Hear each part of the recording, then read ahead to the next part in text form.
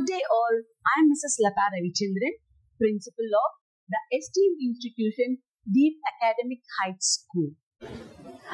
I like to thank the management for giving me this opportunity to take up a principalship in the esteemed institution. Now, they have given me a platform, DAH Talks, to share my knowledge and my experience into this journey of education. So now I would love to give out a little bit of few experiences which I had when I was started my journey and how I achieved this position now. Like I start up generally because it's not any kind of a motivational stuff, but just I wanted to know from which background I was and to which background I am in now. The background which I was born and brought up was in traditional Hindu family where an orthodox type, where girls are not allowed to study. But my passionate was to earn a degree. And I am the first graduate and a proud graduate. And I was an example for my siblings, my nibblings, to take up their advantages in the future. So I, the one who put a footstep in the education field to bring them and follow them through my path. So like I completed my grade 10 matriculation syllabus and I was a state rank holder during that time. And I felt I was up on the clouds because like I was the topper and state first rank holder and I got a memento from Chief Minister also. Then I thought that I'll be going back to back in studies and I will achieve something else big in the future. But unfortunately, it was stopped by my father. The thing is that I got application for grade 11 and I kept it. And by the way, we had a near future, we had a small function at our home where everybody were into it. And I think so literally we forgot the admission. I thought I am a top rank, so I will get it whenever I go to the school. That's it. Then after that, and all the functions over, and I went for the application to take up, I could see my application were torn into pieces. Not only the application was torn into pieces, even my heart. So I thought, oh my God, that is a full stop for my career. So I can't pursue it. So I went to my school. I approached my principal and I asked her, ma'am, can I do my grade 11? And during that time in 90s, there are limited seats and applications will be sold. And once if it is done, the reselling of an application will not be done during that time. And they told me, sorry darling, we can't do it now. Come the next year. But my friends are in grade 11 and I don't want to repeat that in the next year. And during that time, I was into, everybody, Hindi Prachar Sabha, there I was into Praveen Uttha. That was the final destination for the Hindi education. So I was taking some classes and giving some classes. So I sat to that class and my Hindi master saw me and he asked, you're a state rank holder and you should give us a treat. And why you're sad? Then I told him the reason behind that my studies will get stopped over here and what I'll do in the future. And I don't have any path or I don't have any light of hope. Then he gave me an idea. It's not mandatory that you need to go to school and study. You can do it in private also. Who told that you should not do it? Then it gave me a motivation. I directly went to my grandfather and I told, till you search a room for me, let me do my education. Then he accepted to it and the expenses was borne by my grandfather.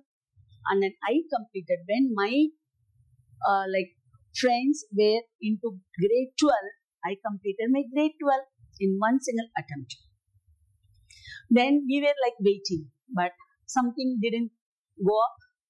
And then my father told, yes, okay, finish. Then here we will put a full stop to your education career, and then we will start up with something else. And then they were into scrutinizing, searching a groom in a very great manner, and couple of them came in also. But my ambition is to pursue my degree. Then I applied to 4 or 5 colleges. But during that time also I had a restriction. There is one college, Bharati Women's College, which is a walkable of 10 minutes from my home. So I need to apply only to that college because they are not ready to send me in the bus in faraway colleges. And you believe it or not, I applied for 2 major degree. One is for English and one is for history. And I got 2 application done and both admission I got. And I got the admission, and then I told my grandfather, till I get my groom to be done, let me go to the college. Then they permitted me, okay, fine. It's a walkable distance. Any other time, if somebody comes to see, we can go and bring you from the college. So it wasn't a thing. So I accepted to it, and then I started going to the college.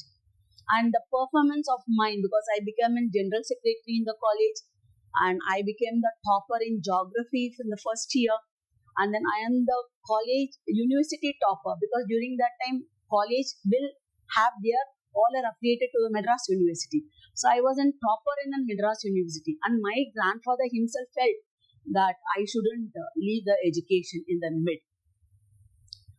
And they played a vital role of my destiny. After 3 months of my entry, my HOD called me. I went and met her. I was happy that she called me to congratulate on my success. Then she told me, you're less in age to get your degree done. So you can go now and get your admission next year. So there the destiny played a vital role. The thing is that she told me my age's criteria related to my degree is very less, and I can't do my degree now, and I can come and join the next year. And the process of getting in government college is not an easy task. It's a very lengthy process. Then I literally started crying. Oh my God, even when I'm ready to pursue my degree, but you the one who will not allow me. And then I thought, okay, there it has done. So it is not going to work out. Then my grandfather, as he told everybody that I'm doing degree, I'm into degree, then he don't wanted to leave his reputation also. So he took me to few colleges. So almost everywhere the admission got over, they started their lessons. And I was sitting in Presidency College and started literally crying out of an history department thing. And then one professor, he came out from his cabin and he asked me what the reason for crying. And my grandfather narrated the whole story to him. And he told, listen, just nothing. It's not at all a matter. So what you can do is that go to DBI, it's a Director Board of Education. You can go there, you can say your concern. They will give you a letter that will be accepted in the college. So my grandfather thought it might incur more kind of expenses. Then also he got arranged with that money. We went to that board of district DB board, and then I myself entered into the cabin of the Vice Chancellor. I started giving a very big lecture because the passion of studies didn't stop me there. So I started, then he got shocked. He told, okay, shant raho bacha, shant raho. So nothing is going to happen. You need a letter, I will give. That was on Friday. And then by 4 o'clock, they released a letter. And then Saturday, Sunday is a holiday for my college.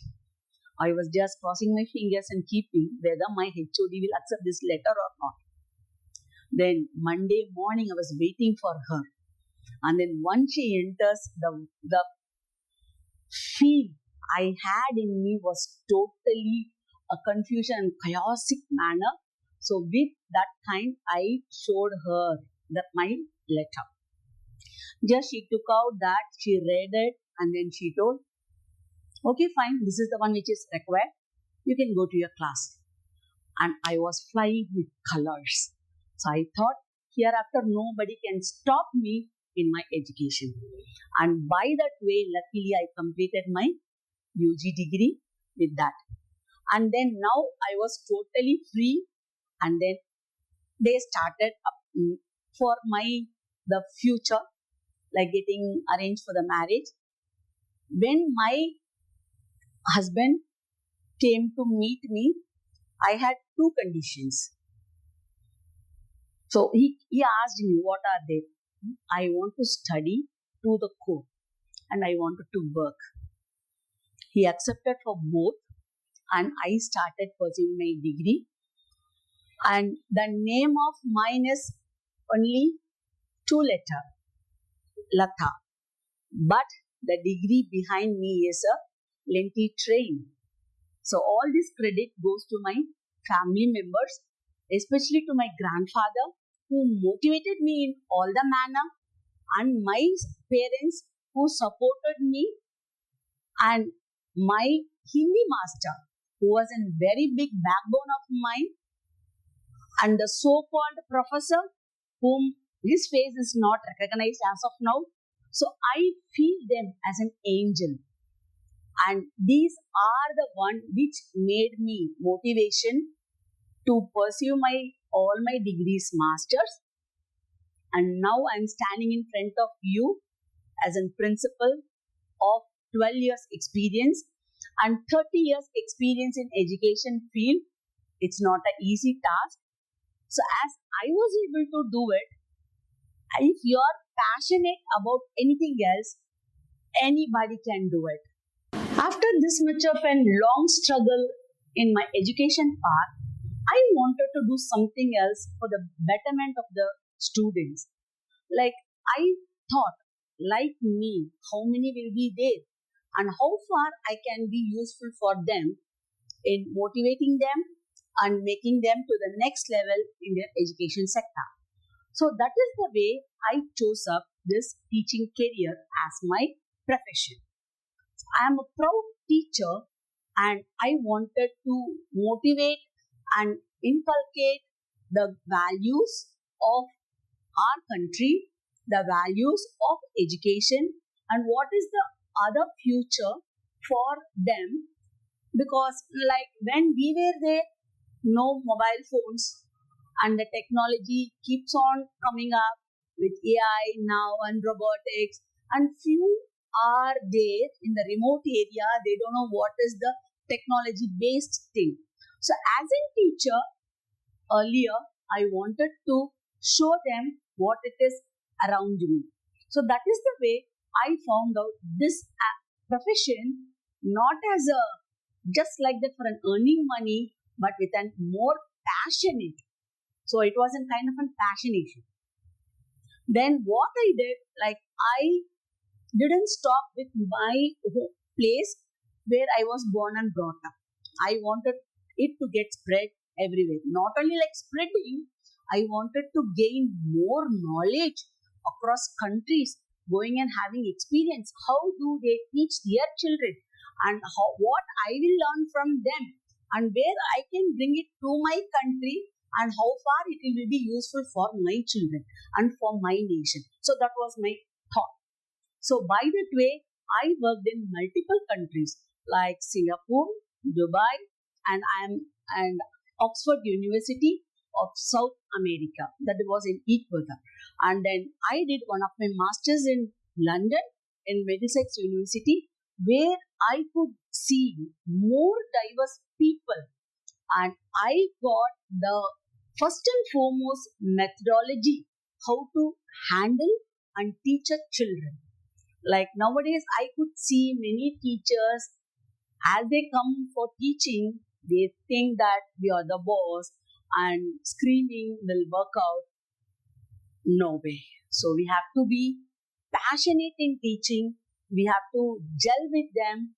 You should have a rapport with the children where you can take them to the next level or even to the pinnacle. I have trained many children. As of now, if I turn back and see, many doctors, many IPS officers, many IAS officers are the one who are my student.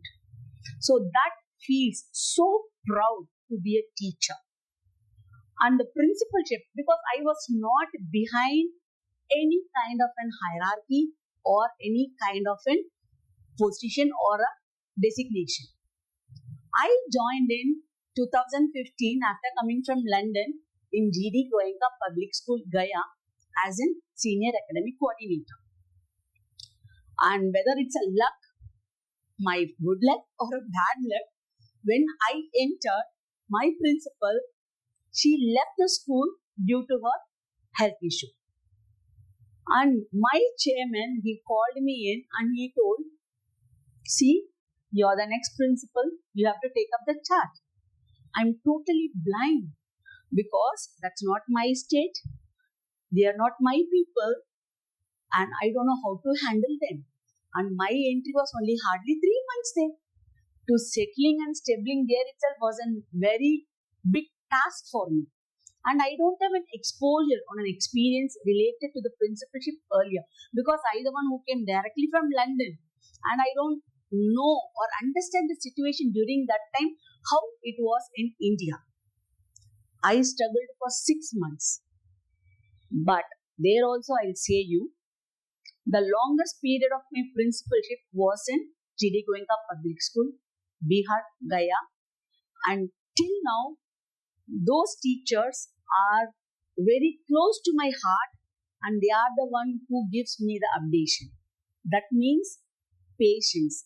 Patience gives you all kind of strength physically and mentally. And if at all you take up a resolution that I can do it, surely you will do it. So these are the mantras which I learned towards my education journey as well as my principal journey. And not only that principalship, because I have seen that teachers always, if at all like I haven't been into many schools, like wherever I visit and I go, like I could see them, like they are gripping on the principles. Then I used to ask, why teachers, why do you do so? What is the problem? Then they'll come up with, like, ma'am, if I enter into my principal cabin, she will start shouting. Yes, of course, because she is into an administrator, academic, everything else together, she need to handle. But this is a simple request for the principals also. Just by shouting or screaming on the teachers, you can't get the work done what you think of perfection. So for that, you need patience and politeness where you can get the work done from the teachers, because all the teachers are the best to their knowledge. And you can get it done politely and softly also. So that this is a simple, like you can take this as a request or you can take this as an advice. That depends upon you principals. But my personal experience, I am sharing that with you. And moreover, when I was in, because I have a multiple diversity, like I worked in Madhya Pradesh, I worked in Bangalore, I worked in Tamil Nadu, and my destination took me here to Deep Academic High School, where like one night after my work, around by 8 o'clock, I got a call from the chairman, director, like asking me to like have an online interview next day.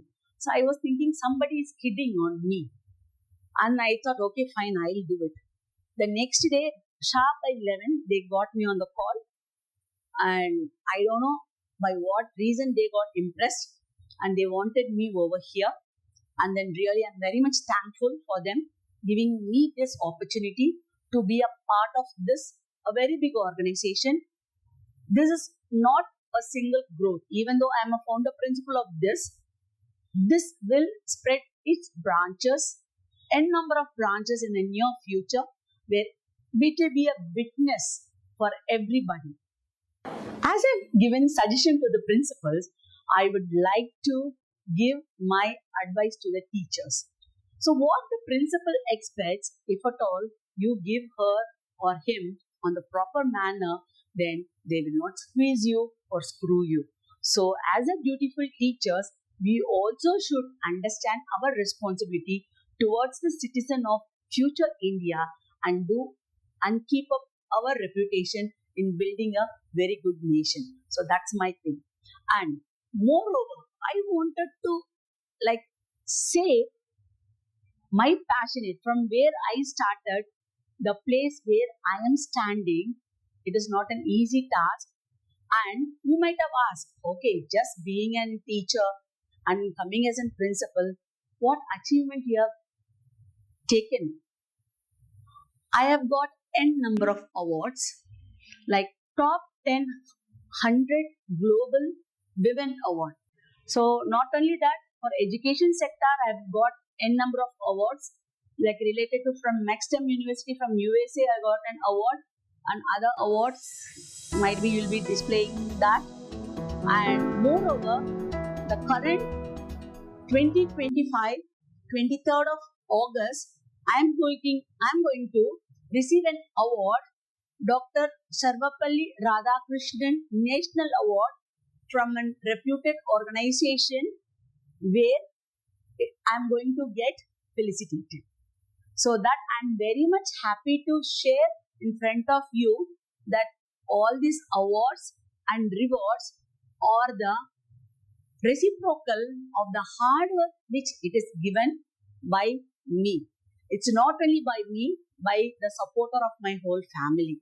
So if you have a motivation and if you have somebody else to push you up, and if you have anybody who doesn't have an obstacle, but of course I had more obstacle, but then also I had a dedication, consistency. If you have a dedication, consistency and passionate about achieving something in your life, nobody can stop you. Nobody can stop you. Okay, the nature itself will push you to that level where you will get all the pinnacles and all the blessings from the Almighty.